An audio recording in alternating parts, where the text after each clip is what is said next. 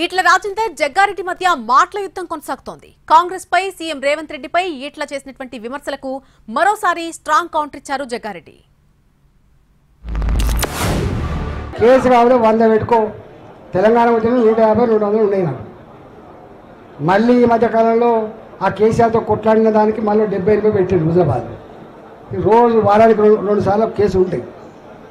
ఇవాళ భారతీయ జనతా పార్టీ, ఇంతకుముందు మా వాళ్ళు అన్నారు, మా విక్రమ్ శ్రీవాణి చెప్తాను, భారతీయ జనతా పార్టీ అధికారం లేనాడే నీ అయ్యతో కొట్లాడిన పార్టీ, నీ అయ్యతో కొట్లాడిన పార్టీ.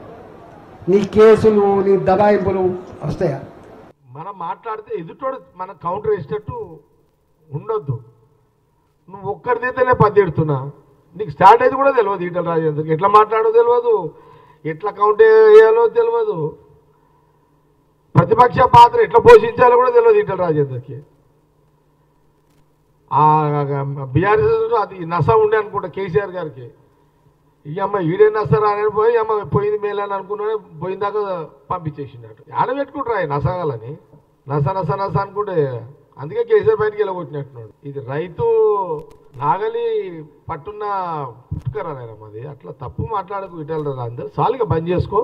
నీకు ఏదైనా పనులు ఉంటే సీఎం అడుగు, చేసి పెడతాడు.